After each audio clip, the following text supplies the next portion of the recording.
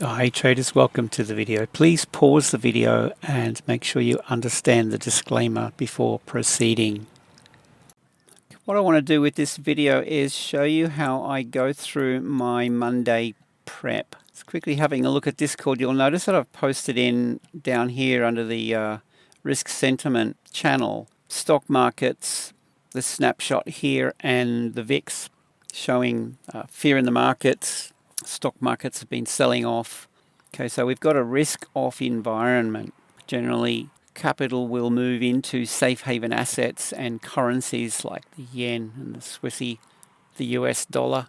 Right, so I'm looking at the stock markets to see what's going on. There it is. This is finviz.com. I'll go to my equities here and have a quick look. You can see the bottom right, the VIX. It's getting a bit of a feel, and we can see the S&P. Right, so we've got a break of this break of structure here to the downside, break of this previous low.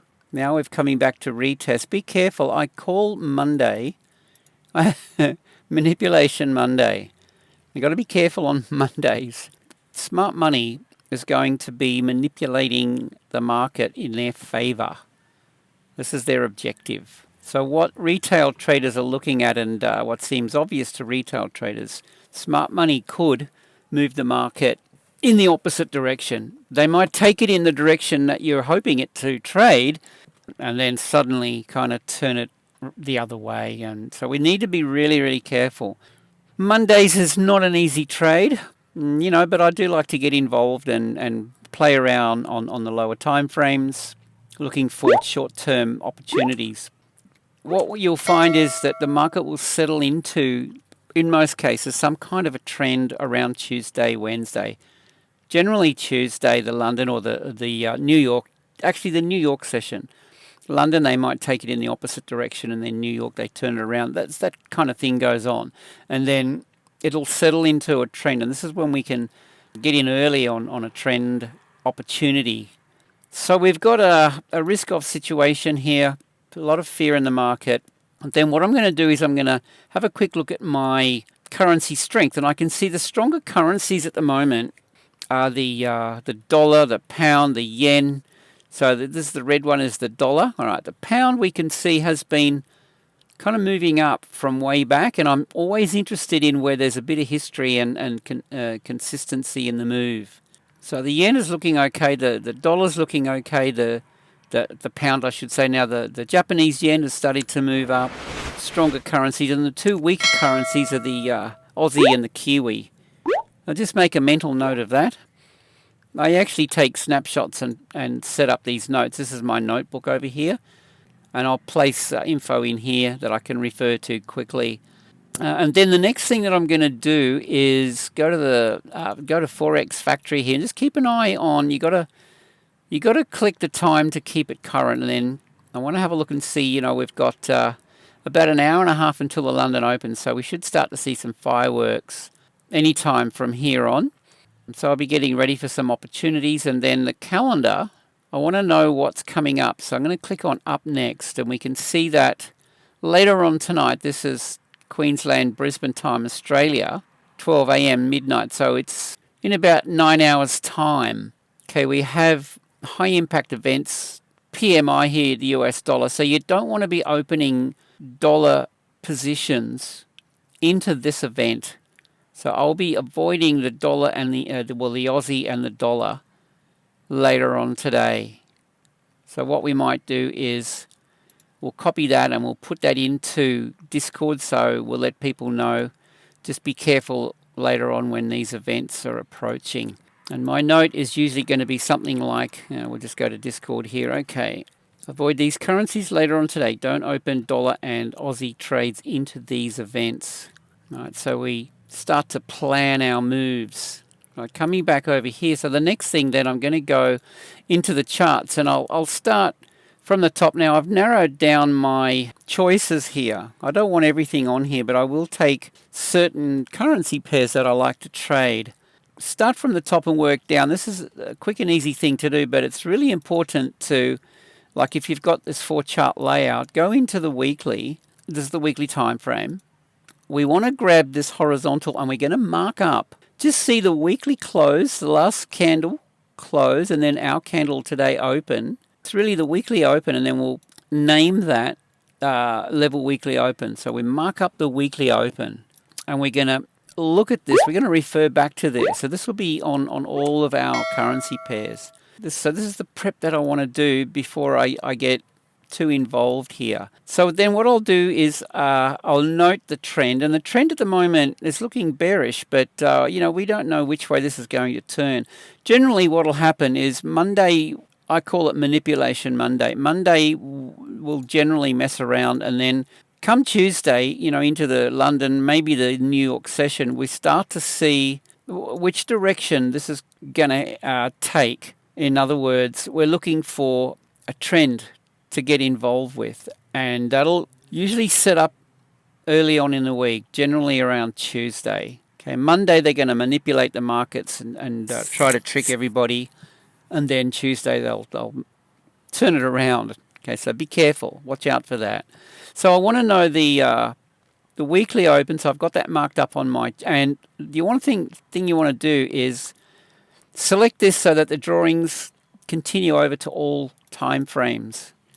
When you open up your other charts, you've got the weekly open set up right here. So then we come back into this again, and I'm interested in the daily, looking at the levels here. Okay, there's a strong bearish candle here. Okay, Aussie yen. Now we know that the Aussie's weak and the yen is potentially strong. The Aussie yen could sell off. However, in saying that, here's the thing.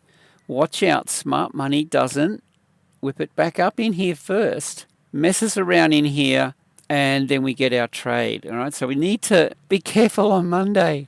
There's a song about that, isn't it? I don't like Mondays. To be honest, I can't wait for Mondays. I get so excited when it's bedtime Sunday night. And so make a note, currency strength or weakness. We could see this selling off. There could be an opportunity. All right, now we need to mark this up, and I'll go down to the 4-hour chart. And the next thing we do is we mark up our order blocks. I'm going to keep this really simple. Order blocks can be confusing and complicated for a lot of people. So here it is. Very, very simple idea for you. An order block is simply, vaguely put, the range from which a strong impulsive move originates, right? So just consider that. So let's get a little bit more specific now.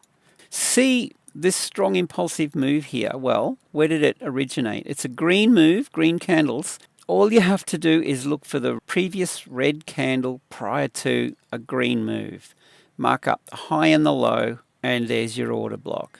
Similar to accumulation, distribution levels, there is a slight difference, but I don't want to go into that. And support and resistance as well. This is also support and resistance, and that's a little bit different. I mean, support could be this whole general area.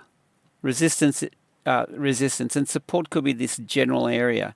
The order block is actually quite specific. So we're going to mark up this red candle. We're going to take the high and the low of the green one before it. That's it. It's as simple as that. All right, then just mark up. You could call it 4-hour OB. I just call it the range. And thanks to Michael ICT for your wonderful courses and wisdom and knowledge. You can check him out, ICT, the king of order blocks. You know, the other thing we need to be careful of here is also where we have this here, thin leg. Okay, I've referred to this as a thin leg. This is an imbalance. An imbalance meaning it's moved out from a balance area. A balance area is where there's a balance of buyers and sellers, so it ranges. And then an imbalance is generally one-sided, in this case, sellers. So there's an imbalance here where the market at some stage is going to look to trade back into this order block and potentially fill. All right, whether it happens now or, you know, later on, who knows? Just be careful or be aware that the market will look to fill the gap, so to speak. Okay, order block, strong move, thin liquidity more or less down through here. Look where it trades. So just be careful, you know, that they could take this up before it trades down. That's what I'm saying. You know, I mean, we'll wait for the setup and we'll run with the momentum in the markets. And we can do that with our indicators on the lower time frames. But I think what's important is just getting your head around what price action is, but not from a retail trader's perspective, more from an institutional trader's perspective or smart money. It's all about seeking liquidity. Where is liquidity in the market? And at the moment, looking at this range here, the liquidity is resting above here. Okay, everyone's shorting. They've got a ton of stop losses sitting up in there. Be careful. That can whip back up through here, go all the way back up to here before it sells off. Whether it does or not remains to be seen. It may or may not, but just be aware that could happen. So if you're considering, a strong Aussie, a weak Aussie and a strong yen, doesn't mean you just automatically sell off into an order block, okay? So this is a big support level here. You don't want to be selling into support. I've mentioned this before, sell into the gaps. Let's have a look at our trend bar indicator. I want to show you this. In fact, let's just clear the decks and I'll mark up the weekly again. Weekly open. Look what our indicators are giving us. It's already picked up this order block here. It's picked up this one here as well. It hasn't picked up that. So we can use our indicators. They'll help us. Don't worry about going back. Just look for the most recent. And notice the other thing that the indicators are giving us. They're giving us this midline. Okay, through the range you'll see this mid dotted line. Well, let's do that. There it is. Mark these up and we want the mid level through these order blocks, mid range. The market in a lot of cases is going to trade right up and touch or whip through the center of this order block. You'll see it time and time again. Let's go over the top of the indicators. That's fine. Because the 4-hour indicator is not going to be the same. What we're doing with the indicators is overlapping these levels on the lower time frame. I'll show you what I mean in a minute. So let's just name that 4-hour. You don't want to go selling at this level. Sell into gaps. So if we get a break retest of this low, that's the opportunity. See, we've got the weekly range and we've got the low of this order block. So if we get this, then there's your chance to get involved. And that might happen on Tuesday. It could happen today. I don't know. But let's just wait and see how that plays out. Okay, so that's the kind of thing you want to do. And then on the lower time frame, let me just show you what I've done. All right, so that'll be the daily. All right, so we go through and mark up all of these. I won't do this. I'm just going to show you what I'm doing with this one, and I'll do the rest outside of the video. But then what you can do, when you come down to your lower time frames and you're looking for a trade opportunity, come down to our 30-minute here, for example, and open that up, and then you've got a roadmap. Look at it. How good is that? And you can see, look, if we actually took this out, let me just delete that for a second. See how these shaded areas are in here? Okay, it's picking up accumulation distribution levels and overlapping them, giving us these lighter shaded colors. You've traded into, look at that, support. Be careful. Yes, it can blow through here for sure, but there's a chance that it's ranging here and it could trade back up. It could tap into liquidity above here and then roll over. So let's just wait and see how this plays out. Now let me just go back. Yep, keep that in there. Then I'm just going to save. And what I meant by trading through a gap, a void, is you can see under here there's this gap. It's dark. Okay, the light shaded zone kind of dies out here. Let's just see what it looks like on a 4-hour. You want to trade through the gap, so let's just check it out. So there you go. See this dark patch under here? There's an opportunity, and then if this sets up a short for the week, look at the targets we've got here. Okay, this could end up being an incredible trade opportunity. Go down to the 1 hour. Let's just have a look at this. Let's want to have a look from our indicators. They only go back so far in terms of picking up these accumulation distribution levels that overlap, and then you get these light shaded grey. All right, now a similar indicator to this is called visible range volume profile. And the limitation of that is it only picks up traded volume, as we can see here, these lighter shaded areas. It only picks up what it sees on the visible range of the chart. So what I like about our indicator is it actually goes back further. So this is kind of my version of a volume profile, if it makes any sense. And then on the higher time frame on the 4 hour, it's going to nail our levels for us. All right, so I mean, with this one, I'm going to be putting this one on high alert because I like it. Weak Aussie, strong yen. Let's just see if whatever it does here, but if it trades down and then we get a break retest, look, we've got a daily level. That's a potential. I'll be keeping an eye. I might even color this one red alert. I'm keen on this. Make sure I've got my alerts set up.